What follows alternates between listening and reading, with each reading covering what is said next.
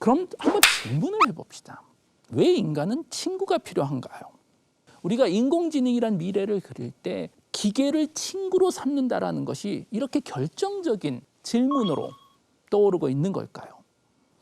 지금부터 수십만 년 전 또는 수백만 년 전 과거로 가본다고 생각을 해봅시다.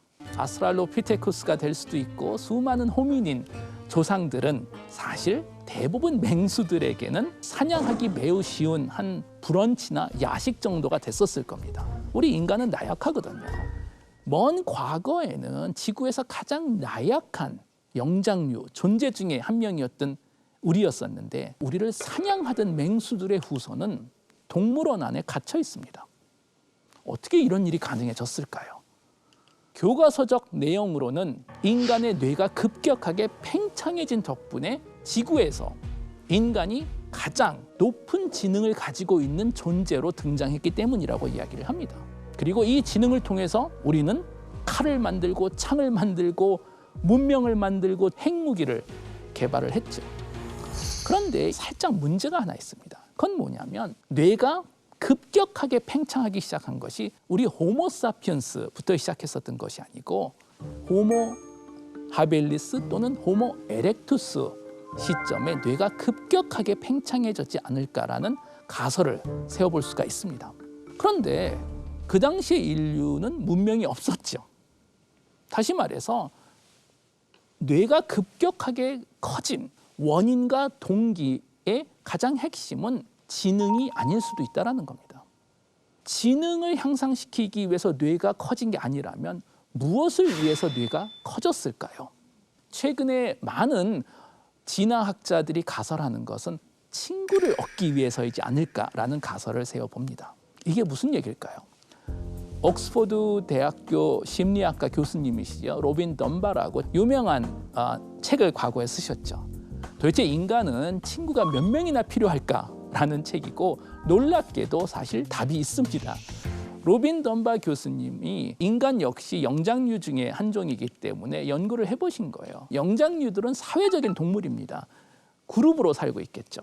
그래서 그래프를 그려서 한 축에는 영장류 종의 뇌의 크기, 반대축에는 그 영장류 종이 살고 있는 그룹의 크기를 그려봤더니 거의 1:1 매칭이 되더라는 거예요. 결과적으로 봤을 때 이런 사회적인 그룹을 유지하기 위해선 우리는 서로 간의 관계를 기억할 수가 있어야 됩니다. 내가 상대방한테 글쎄요, 일주일 전에 바나나 3개를 줬는데 얘는 나한테 바나나를 몇 개 줬을까?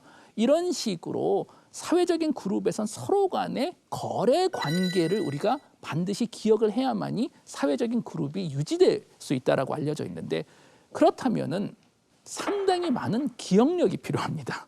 아까 말씀드렸던 대로 인간은 매우 나약하죠. 우리 혼자 맹수하고 싸우면 아마 맹수가 이길 겁니다. 그렇지만 친구 10명하고 합쳐서 협업을 해서 맹수하고 싸우면 인간이 이기겠죠.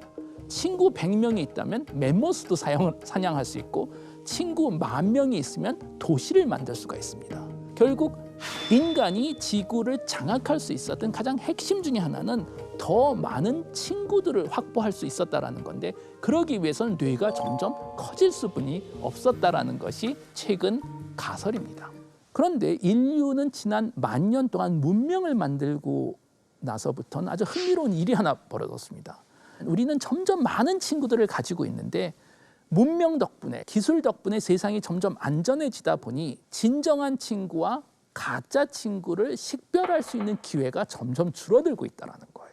페이스북, 인터넷에 수백 수천 명 내 친구라고 주장하는 이 친구들의 사실 대부분은 본인 스스로를 위해서 우리 친구인 척을 하는 그런 가짜 친구이지 않을까 그런 생각을 우리는 계속 갖고 있어서 문명이 발달하면 발달할수록 글쎄요 뭔가 찜찜한 이건 아닌 것 같은데 그렇지만 식별할 수 있는 방법이 없는 이런 상태에서 우리는 살고 있지 않을까 생각해 볼 수 있습니다.